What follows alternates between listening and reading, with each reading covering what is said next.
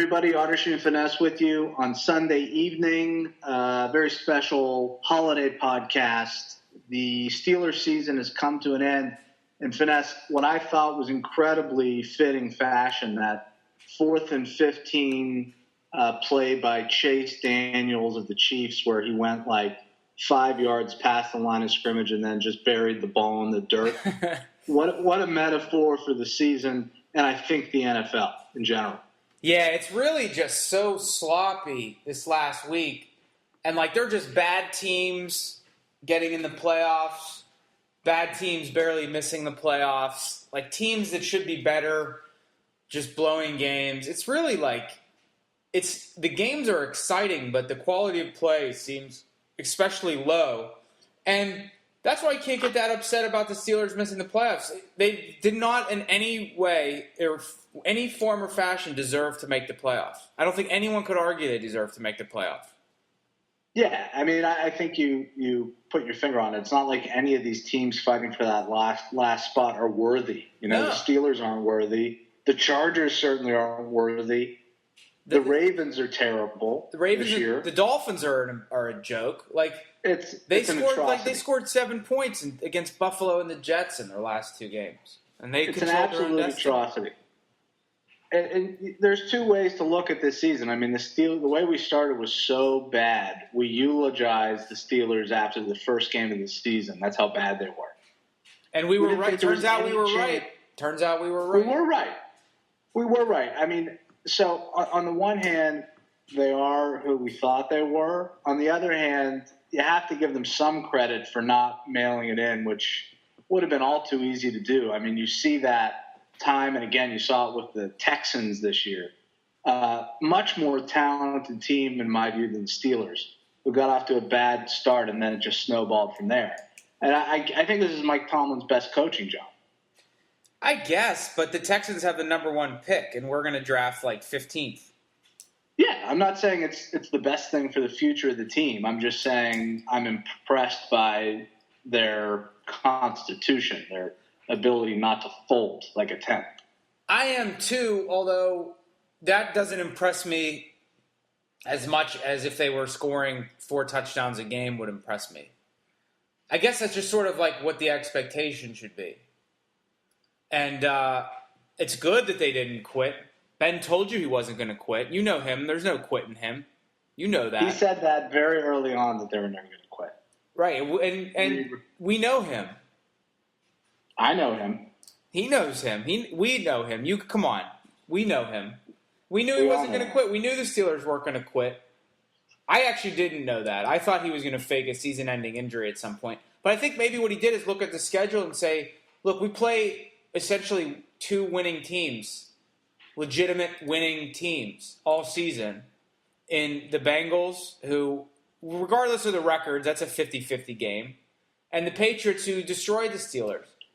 We lost to the Bears. We beat the Packers without Aaron Rodgers, and there's not another single win or even game against a team over 500. That's how bad the NFL is. We were 1 31-yard missed Ryan suck-up field goal away from going into Cincinnati to play 4 interception throwing Andy Dalton in the first playoff game, where you would have had to have liked our chances a lot, which is just it's stunning. And probably that's where we were. We probably would have won that game. And then go to Denver and just because maybe Peyton Manning would have bad luck and it would be negative 20 degrees with howling winds to totally take away their passing game. And then we go in and beat Denver and suffer the ultimate fate of losing 52-0 to New England in the AFC Championship game.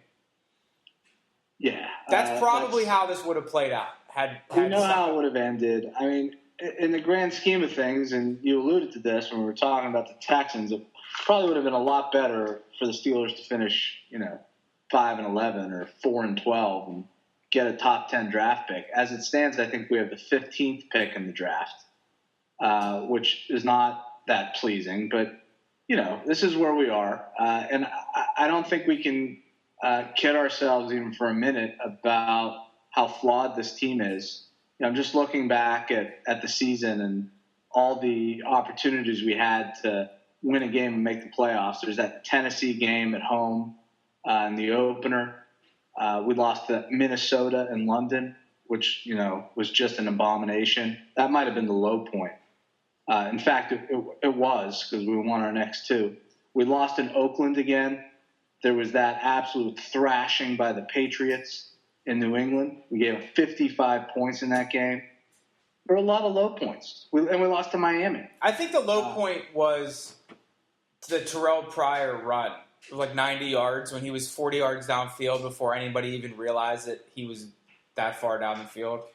Yeah, that was on everybody. Yeah, that was on a lot of people, a lot of different people.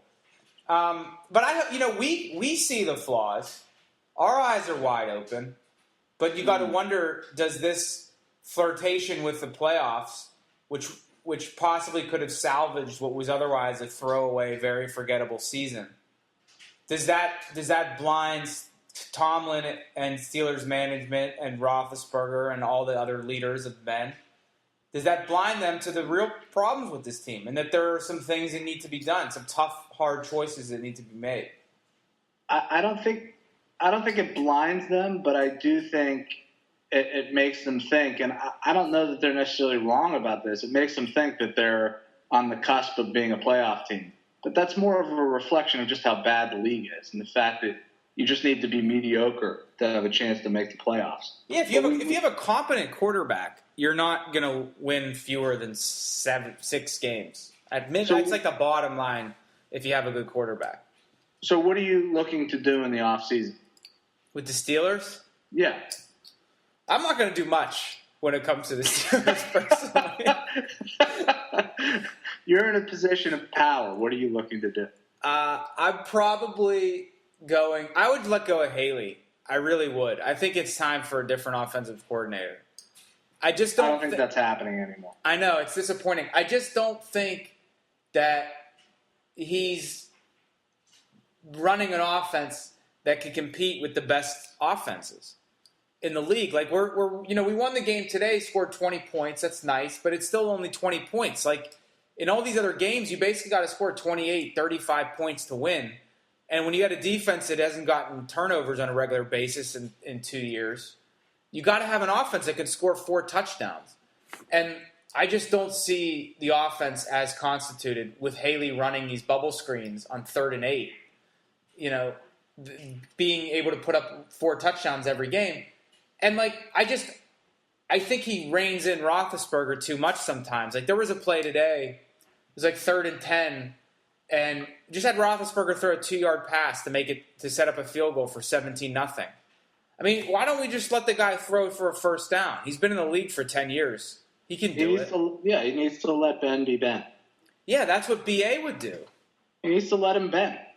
But I will say this about Haley. I agree with you that he has some frustrating tendencies with the play calling. But once Le'Veon Bell asserted himself and started to be a regular in the lineup, the offense was not bad. I mean, 20 points today, granted. We had 38 last week. We had 30 the week before against Cincinnati. We had 28, which would have been 35 if Antonio Brown hadn't stepped out of bounds against Miami. I mean, that's pretty respectable. No, it's okay. I just don't think that the ceiling is very high. Personnel-wise, what do you do?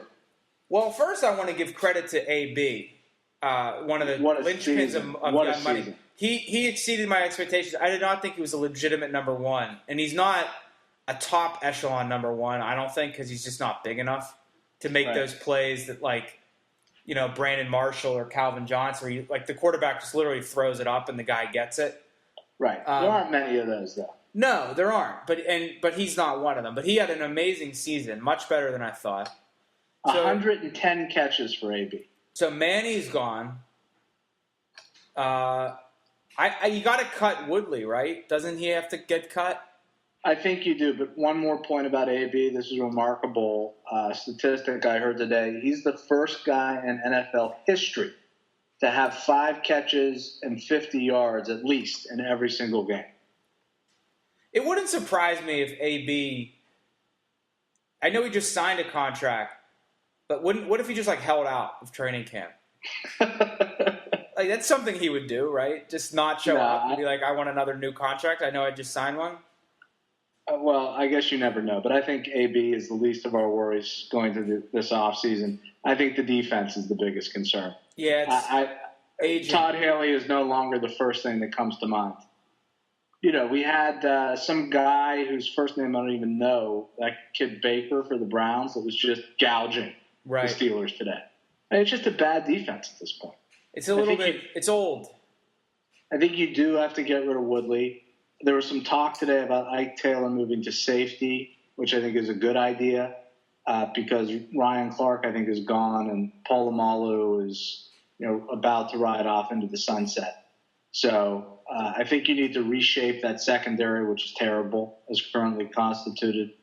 There is a gaping hole in the center of the line. As long as the Steelers play this 3-4, not having, a big body like Casey Hampton just makes them a totally different and less effective defense.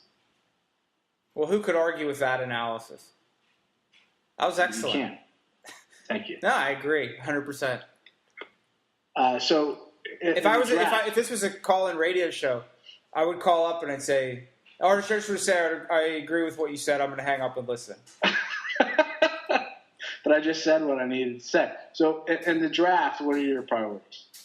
I still think we need a corner that actually has a degree from Swag and U instead of just went to Swag and U and dropped out after the first semester. I think a shutdown corner has been my number one desire for the Steelers for like 15 years. That's what I want. If there's one of those guys, I say take that guy. Can't go wrong there. I'd like a big body in the middle of the defense. And I don't care if it's a wide receiver, it could be a tight end. I'd like a big target on offense. I think that would nicely round out the offense. Ben needs a nice, warm safety blanket. Yeah.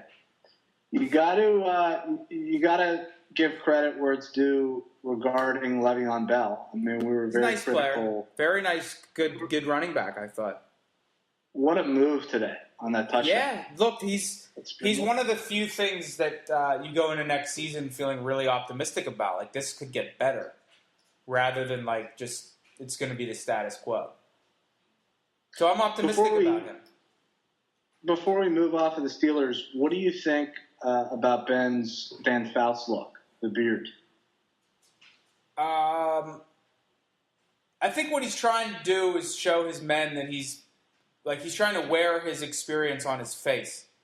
He's like a warrior. Yeah, it's like a Viking look. Right, and he might see the writing on the wall for Key, that Key could be out.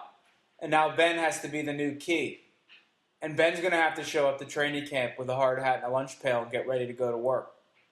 What if Ben just lets his beard continue to grow so it's like down covering his chest, like Key? Could you imagine? I don't think we've ever seen a quarterback take that route. I think he should just not cut the beard until he wins another Super Bowl.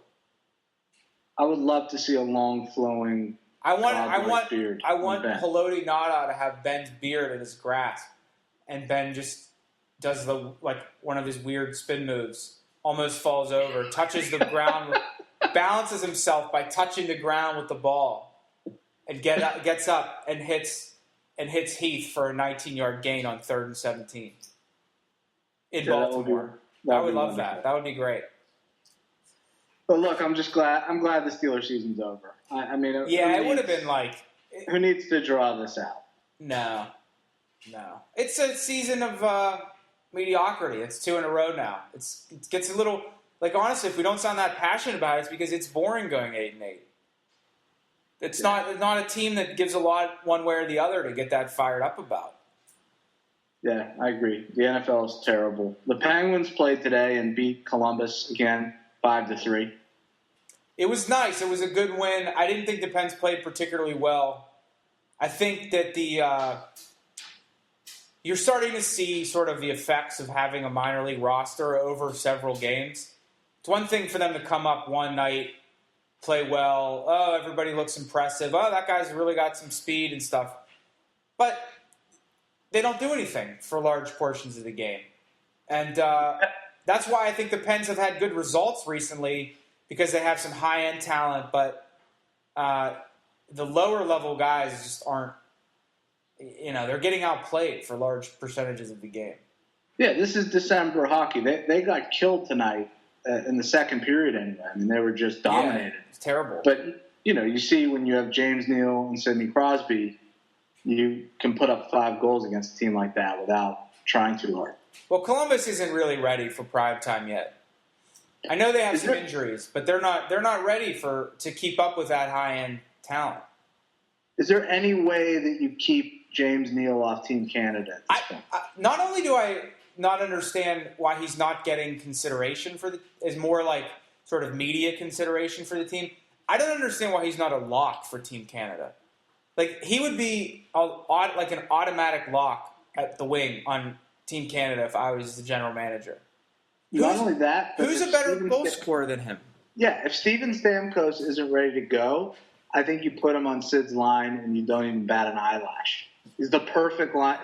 Stamkos is the only guy on Team Canada that I would put on Crosby's wing over Neal. Yeah, including Chris Kunitz. Like, I know that a lot of the talk is focused on whether Kunitz should be on the team. I would take Neal over Kunitz in a heartbeat. Who's a better trigger man aside from Stamkos from Canada right now? There's nobody you can name. No, I'll tell, there is nobody. Neal is second since 2011-12. He's second in goals per game among Canadians behind Stamkos. Second in shots per game, fifth in points per game among all Canadians. Like, he produces more points and goals than Tavares. I'm not saying you take him over Tavares. I'm just saying that he's at that level. He's that good. Yeah, I'm sure Ryan Lambert at Puck Daddy will be writing a column any minute now saying why Neal should not be on Team Canada, which will make him 3 for 3 in things he's been wrong about pertaining to the Penguins. Yeah, it's I don't get that worked up about that stuff, but I will say I looked at the Puck Daddy projected rosters that those guys picked, and none of them mentioned Neal as even like as even one of the alternates. Like, why is a guy like Logan Couture or Matt Duchene or Eric Stahl or Rick Nash, like, what's the evidence that those guys right now today are better than James Neal? I don't know. I haven't seen it. Not everybody watches every Penguin game, which I understand, but don't hold yourself out as an expert on all things related to the league if you're not. We would never do that. We're just experts on the Penguins because we watch every game. So who's more expert than us? Well, I consider myself an expert on anything I feel like I'm an expert about. I'm an expert on the Columbus Blue Jackets. Man, that team is they just roll second line after second line, third line after third line. Like, it's just not just not a team ready for the bright lights, I don't think. Any trade targets on that team? I've been looking at Cap Geek, and I've been thinking about this and getting into the trade deadline mode as I tend to do, in the months preceding the deadline. And I've been thinking about who we could acquire, a top 6 winger, or maybe a third line winger, and who would be a match. You have any thoughts on that? No, you're the one that's crunching numbers. Don't hide it from the people. What do you got? Who do you got? I've crunched some numbers. And I'll say this. Well, first of all, you have to understand where we are with respect to the salary cap and how things are looking going into next year. And according to Cap Geek, we have $4.5 million in room right now. And, just for the sake of argument, I'm not saying that we should do this by any means, but if you throw Matt Niskanen into a deal, that's another $2.3 million. We're looking at $6.8 million in cap room. So there's some flexibility with respect to what we can do right now, although not a tremendous amount, but some flexibility. Where did my email go? I had a whole list of things. Well, while you're looking for that name, I think we would be getting way ahead of ourselves if we didn't give proper respect to what's sort of precipitating such an aggressive look at the trade market, which is the injury to Dupuis. the season-ending injury to Pascal Dupuis. And I don't understand how if he's having ACL surgery 2 weeks from now, he's not going to be out for the season. The Pens are sort of saying he's just out indefinitely. I don't get that. But no, he's that's out a huge loss because the Penguins are already thin in terms of depth at forward. We've talked about that ad nauseum. And to lose a guy who, in my mind, is the one guy who really, I guess Jokinen you could say also, but Dupuis is like the best guy who could be a really good first liner, really good second liner, really good third liner, or really good fourth liner. Like he could play in any of those roles in any situation. And I know he wasn't scoring at last season's pace, but I thought he was playing really well. He's always around the puck. Great guy to have around from all accounts. And that's a really, really bad injury for the Penguins to sustain and not have his services in the playoffs. I agree. It's a terrible injury, big loss for the team. I don't want to sugarcoat it, but I will say this. In the offseason, I was vocal about signing Dupuis being a mistake, just because I didn't feel like we should invest $3.5 million in a second 34-year-old winger who, when the contract ends, is in all likelihood going to be a 38-year-old third liner, if not a fourth liner. So, to look at this in a positive light, we now have a chance to get a little bit younger up front through a trade. And hopefully Dupuis will come back and he'll be the same, but the guy's going to be 35 and, coming off a devastating knee injury. So who the hell knows? For this season's purposes, it's a huge loss. Yeah, I agree. But, let's see what we can do to reshape the roster a little bit and maybe give ourselves some reason for optimism.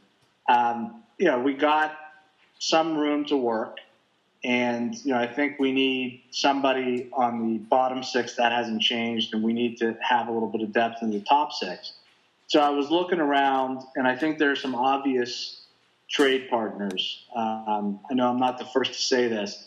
The first team that I looked at that's obvious to me that has two things that we need is Calgary. Burke's in at GM, at least temporarily there, I think. They have Camilleri, who's going to be a free agent in the offseason. He's $6 million a year. I hate that guy, but he's a sniper. And the other guy that's intriguing for Calgary is Curtis Glencross, who's 31 years old. And this is a guy that's very under the radar, but he scores 20 goals every single year, and he makes $2.55 million. And I think he's got a year after this one under contract. So that would be a nice pickup for the Penguins. That's a team that's obviously rebuilding. You could package, a Dupre and, another young player, and maybe you can make a deal there. What do you think about that? That makes a lot of sense to me. I don't know why would anyone want Dupre when they could have Derek Englund, who's apparently so much better than Dupre that it's just like why take Dupre? You could have Englund. He's great. Never gets off the ice. It's a mystery. I'll say this. Ole Mata got undressed tonight, and he's been struggling the last 3 or 4 games. We mock Englund for a good reason, but with him, at least you know what you're getting. With these young guys, I think you have to recognize that there are going to be a lot of ups and downs. And, we can live with that in the regular season, absolutely. And we've talked about, we want the young guys to play that are supposed to have all this potential so they can grow into their role, and they're going to make mistakes, and they'll have rough patches. But, in the playoffs, are we going to be able to count on Mata for 20 minutes a night the way we count on him now? I think it's still an open question. Yeah, definitely. I can't say for sure. I can't say for sure if we are. The book has not been written on him. We're only in chapter 1. We don't know where the story goes from here. Who else you got? Just to inform this trade discussion a little bit more, the Penguins, according to the Trib hockey guys, so you have to take that for what it's worth, but they say that the Penguins value Mata, obviously, Dumoulin, Pouliot, and Who's the other defenseman? It's not Dupre. Dumoulin, Pouliot. Who's the third guy that they like? Samuelson? No, Harrington. Oh. Scott Harrington. They value all those guys most highly, and the obvious omission is Dupre and Bortuzzo. So if you're a rebuilding team and you have an opportunity to get Dupre and/or Bortuzzo, those two guys, I don't think it's a stretch to say it could be your second defensive pairing, not too far down the road. That's a couple pretty solid trade chips. Yeah, I mean, I don't think anyone's knocking down the door to get Bortuzzo, but I hear what you're saying. He's an attractive piece to add in, for sure. Yeah, add him in. That's a good pairing right there, a ready-made pairing. In any event, so Calgary's one option. I was also looking at the Islanders. This is interesting. Thomas Vanek is going to be a free agent, and it's not like he's been bad for the Islanders. He has 9 goals in 22 games with them, but the team is terrible. The team has not been good. That's right. And he's not re-signing with the New York Islanders. That's pretty much guaranteed. If you can turn your free agent to be for your shitty team that's not going to make the playoffs into Simon Dupre and another piece, isn't that a win for you? I mean, isn't that something you have to think about doing? Yeah, but they just traded for him. I mean, they would have to really just swallow that and be like, yeah, we screwed this one up. That was bad. Well, I don't know that they made a great deal in getting Vanek for Matt Molson. What, did they get a pick with that also? No, I think they gave a pick. They gave stuff. Yeah, they gave a pick with Molson for Vanek, right? I mean, I think it was was it a number 1 that they gave? It might have been. It was a high pick. It was a high pick. But I'm looking at the Islanders. I pulled up the Islanders. If the Pens, another thing we've heard about the Pens is that they're looking for guys signed beyond I know what you're going to say. I know what you're going to say. I don't know if you do know which one I'm going to say. They got a lot of guys. I know what I'm going to say. Why not Michael Grabner? Well, Grabner, what does he have, a couple years left? I just think they're less likely to part with Grabner than they are with Okposo. And I also think Okposo is more the type of guy we need in that he can play a grit role on the third line. Yeah, but he's a bargain right now at $2.8 million for the next 3 years. Huge bargain. That would be like the ideal guy to get because he's young too.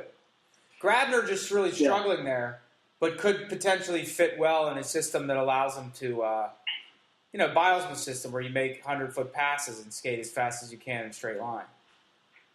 Let me throw another name at you that might be of interest. This is a guy that it's sort of a foregone conclusion is going to move on. Ryan O'Reilly from Colorado. That's right.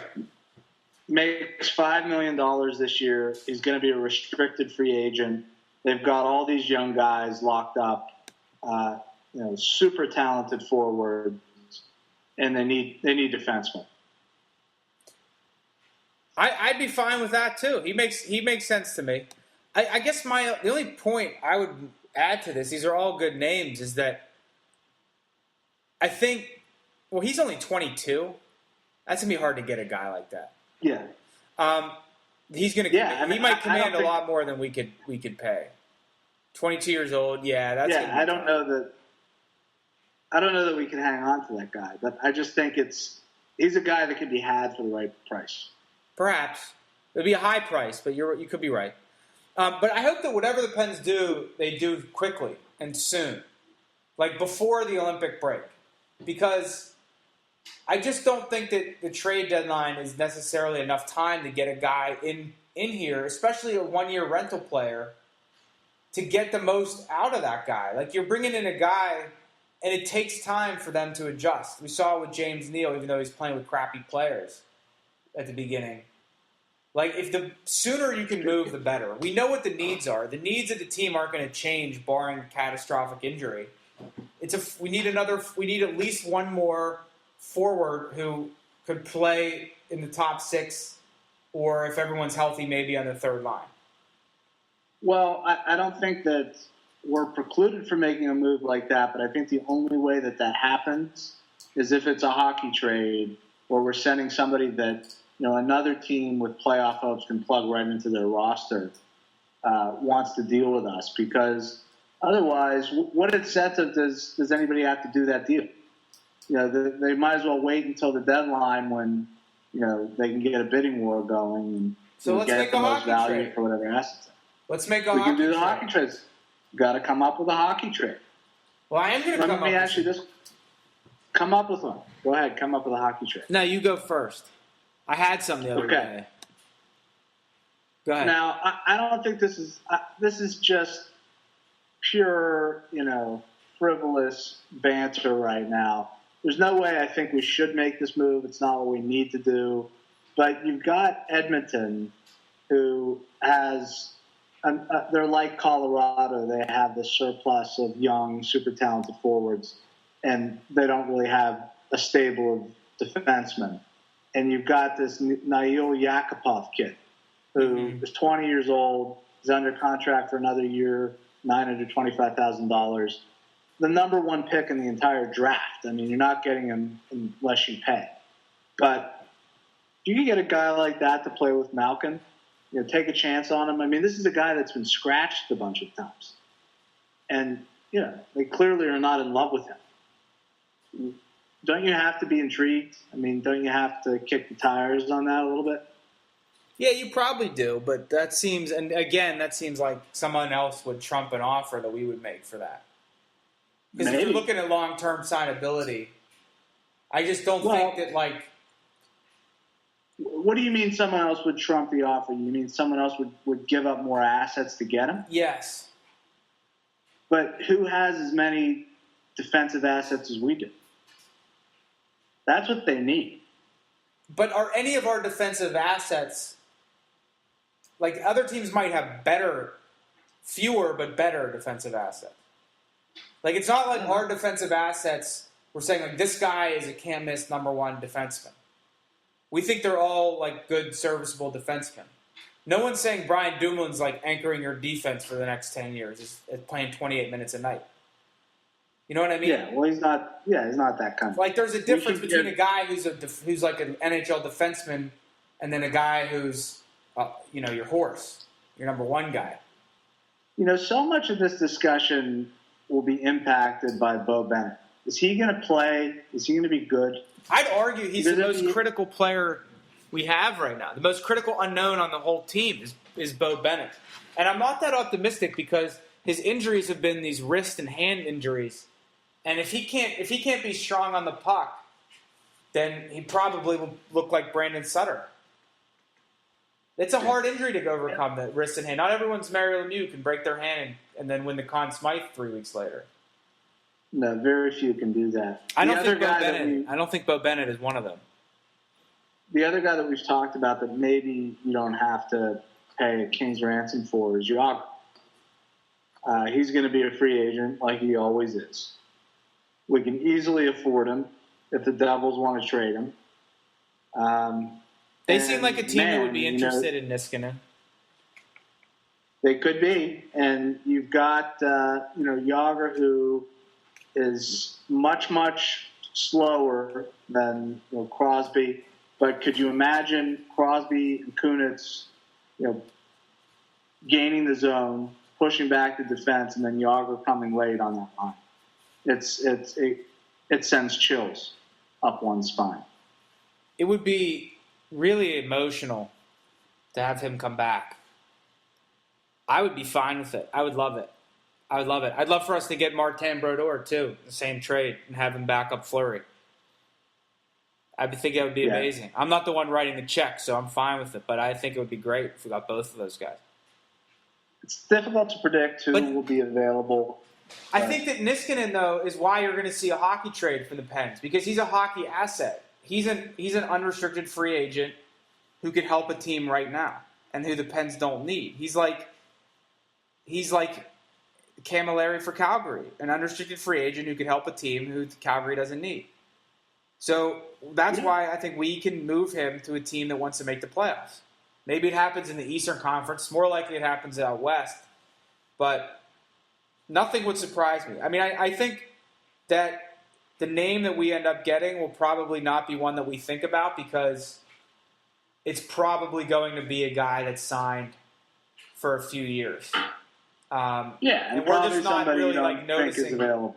Right, like a guy that no one knew was up for trade. Right.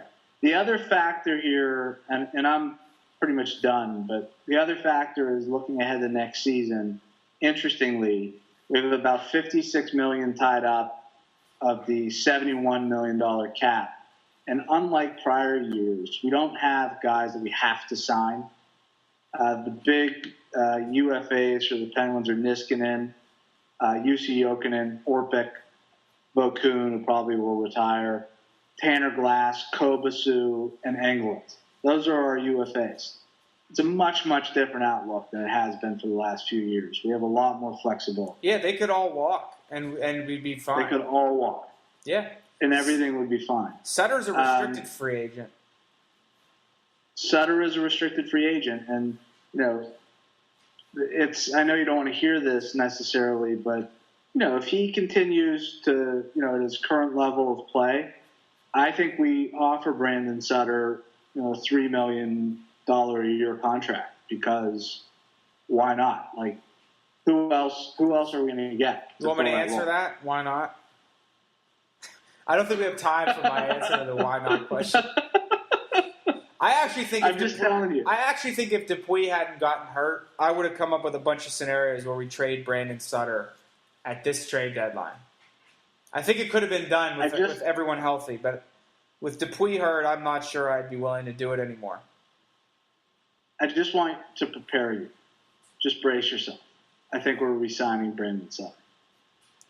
I don't know. I got to look up the restricted free agency stuff, see exactly what our options are. I'm not going to be happy on that. Yeah, do some homework on that because I don't want you to be. I don't want you to be totally devastated when this happens. No, I will be. I just want you to be ready. Yeah, I'm not going to be happy. I might start rooting for the Flyers or the Caps. Laundry? Yeah, laundry's done. That's a good signal for us to wrap this up. All right.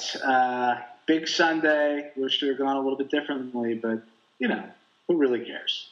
Yeah, it's over. We'll be back next year. There's always next year. Yeah, there's always next year. We're not going to let this get us down. By the way, listeners, you may be interested to know, Vanessa and I are both growing beards just independently and coincidentally of each other. But I think I'm going to shave tomorrow. He's got a glorious red beard. It's got a hockey beard feel to it. I wish you could all see it, but you can't. All right, thanks for joining us. Until next time, GTOG.